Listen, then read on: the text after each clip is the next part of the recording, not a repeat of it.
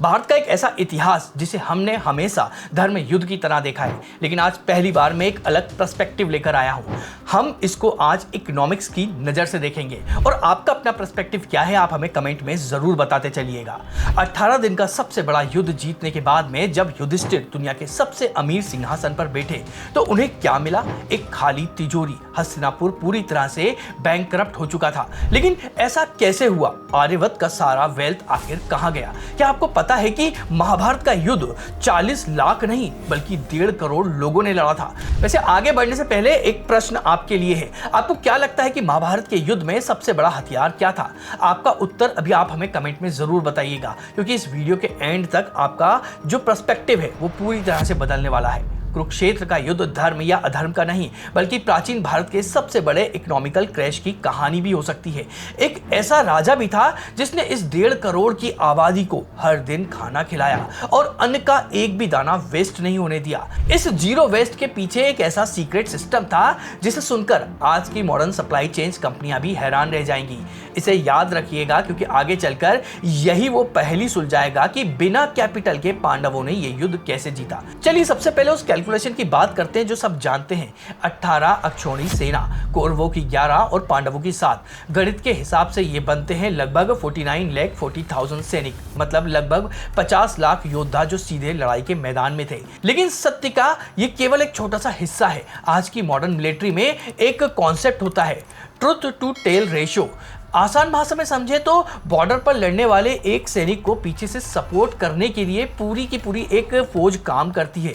इसमें वो लोग हैं जो हथियार बनाते हैं, वो जो घोड़े और हाथियों की देखभाल करते हैं, वो जो घायल सैनिकों का ट्रीटमेंट करते हैं और सबसे इंपॉर्टेंट वो लोग जो लाखों लोगों के लिए खाना बनाते हैं। एक्सपर्ट्स का मानना है कि हर एक सैनिक के पीछे कम से कम 2 या 3 लोगों का सपोर्ट स्टाफ रहा होगा। अब असली कैलकुलेशन करते हैं। 50 लाख सैनिकों और उनके सपोर्ट करने वाले लगभग 1 करोड़ लोग। कुरुक्षेत्र के मैदान में असल में 1.5 करोड़ से अधिक लोगों का एक मेगा सिटी बसा हुआ था। एक ऐसा शहर जिसे 18 दिनों तक जीवित रहना था। ये युद्ध नहीं, एक पूरे देश की इकोनॉमी को एक मैदान में खींच कर लाने जैसा था। तो प्रश्न ये नहीं है कि युद्ध किसने जीता, असली प्रश्न ये है कि इतने बड़े ऑपरेशन को चलाने के लिए फंडिंग कहां से आई। ये पूरा स्ट्रक्चर 2 अलग अलग इकोनॉमिकल मॉडल में टिका हुआ है। एक तरफ थे कौरव, एकदम किसी कोऑपरेटिव जॉइंट की तरह। हस्तिनापुर के सम्राट होने के नाते उनका सीधा कंट्रोल आर्यव्रत की सबसे बड़ी शाही तिजोरी पर था। उनका मॉडल सेंट्रलाइज था, जहां पैसा और पावर एक ही जगह पर इकट्ठा था। दूसरी तरफ थे पांडव, एक बूट स्ट्रैप स्टार्टअप की तरह थे। 13 साल जंगलों में रहने के बाद उनके पास कैपिटल के नाम पर शून्य था, ना कोई राज्य ना कोई टैक्स सिस्टम। फिर भी उन्होंने 15 लाख सैनिकों की एक विशाल सेना कैसे खड़ी कर ली? पांडवों की असली करेंसी सोना या चांदी नहीं बल्कि स्ट्रेटेजिक अलायंस था और नेटवर्किंग थी।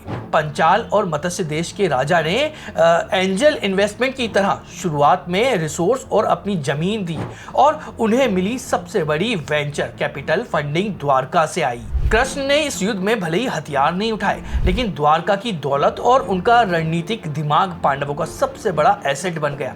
एक तरफ कौरवों का कैपिटल था और दूसरी तरफ पांडवों का मैनेजमेंट। अब वापस उसी पॉइंट पर आते हैं जो मैंने शुरू में छोड़ा था, भूख। दोनों सेनाओं का सबसे बड़ा और डरावना खर्चा हथियार पर नहीं बल्कि खाने पर हो रहा था। 50 लाख सैनिक और 12 लाख घोड़े और हाथी, हर दिन हजारों लोग मर रहे थे। तो कोई ये कैलकुलेशन कैसे कर रहा था कि अगले दिन कितने लोगों का खाना बनेगा? यहीं पर एंट्री होती है उडुपी के राजा की। उन्होंने न्यूट्रल रहकर दोनों सेनाओं को खाना खिलाने का जिम्मा लिया था। 18 दिन तक हर दिन ठीक उतना ही खाना बनता था जितने लोग जीवित थे। एक दाना भी वेस्ट नहीं होता था। जब युधिष्ठिर ने इस चमत्कार का सीक्रेट पूछा तो उडुपी के राजा ने बताया कि वो हर रात कृष्ण को उबली हुई मूंगफलियों का एक कटोरा देते थे। तो जितनी मूंगफलियां वो खाते थे, मतलब कृष्ण खाते थे, वो उसको गिन लेते थे। अगर उन्होंने 10 मूंगफली खाई तो इसका मतलब था कि अगले दिन 10,000 सैनिक मरने वाले हैं और वो अगली सुबह ठीक उतने ही कम लोगों का खाना बनाते थे। अभी शायद ये आपको कोई चमत्कार लग रहा होगा, लेकिन असल में ये दुनिया का सबसे पुराना real time supply chain management का उदाहरण है। इसका सीधा मतलब है कि हर शाम युद्ध रुकने के बाद मरने वाले सैनिकों का डाटा कलेक्ट होता था और सीधा सप्लाई चेन हेड तक पहुंच जाता था। कौरवों के पास में वेल्थ थी, लेकिन पांडवों के पास में एक ऐसा एडवांस मैनेजमेंट सिस्टम था।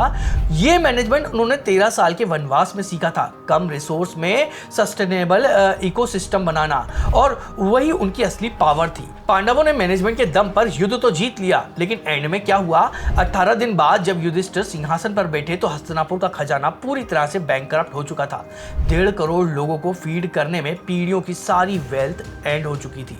लेकिन असली क्राइसिस खाली तिजोरी नहीं, असली समस्या थी डेमोग्राफिकल कोलैप्स।